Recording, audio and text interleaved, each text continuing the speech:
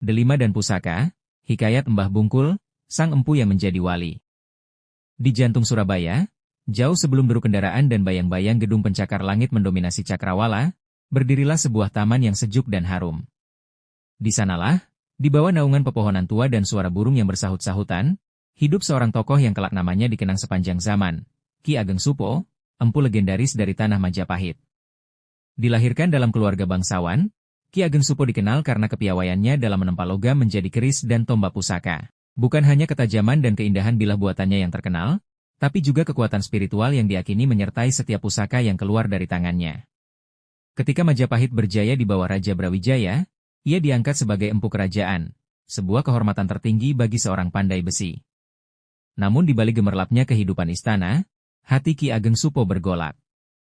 Ia melihat dunia yang semakin rapuh, penuh perebutan kuasa dan kemegahan yang fana. Di sanubarinya tumbuh kerinduan akan sesuatu yang lebih hakiki. Kerinduan itu menemukan jalannya ketika kabar datang tentang seorang ulama besar dari wilayah utara, Sunan Ampel, yang membawa ajaran tauhid dan kedamaian batin. Ki Ageng Supo pun mendatangi sang Sunan. Dalam pertemuan itu, ia tak hanya menemukan ilmu, tapi juga ketenangan jiwa. Setelah melalui perenungan mendalam, ia pun memeluk Islam dan mengganti namanya menjadi Syekh Mahmudin. Ia meninggalkan kedudukannya di istana dan memilih jalan sunyi, berdakwah di tengah rakyat. Keahliannya bukan lagi untuk mencipta senjata, tapi membentuk hati. Ia mengajarkan Islam dengan kelembutan, menuntun dengan teladan, bukan paksaan. Di Surabaya, namanya kemudian dikenal luas sebagai Mbah Bungkul, sang sepuh yang bijaksana. Mbah Bungkul tinggal di sebuah taman rindang di pinggiran kota. Di taman itulah ia mengajar, berzikir, dan membina masyarakat. Di tengah taman, tumbuh sebuah pohon delima yang istimewa. Konon, buahnya hanya dapat dipetik oleh mereka yang memiliki keluhuran niat dan kejernihan hati. Mbah Bungkul memiliki seorang putri jelita bernama Dewi Wardah, yang terkenal karena kecantikan dan kesalehannya.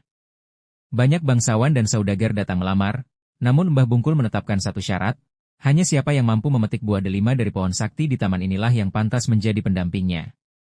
Berbagai tokoh mencoba peruntungan, namun tak seorang pun berhasil. Hingga pada suatu hari, Sunan Giri, seorang pemuda alim dari Gresik yang tengah menyusuri sungai sambil berzikir, menemukan buah delima hanyut di aliran air. Tanpa tahu asalnya, ia memungut buah itu, lalu membawanya ke Sunan Ampel. Sang guru tersenyum dan berkata, "Itu bukan sekadar buah, Giri. Itu tanda dari langit." Sunan Giri pun datang ke Surabaya, bukan untuk menuntut, tetapi untuk menyerahkan kembali delima itu kepada Mbah Bungkul. Melihat adab dan rendah hatinya, sang sepuh tersenyum dan berkata, "Tak perlu kau bicara.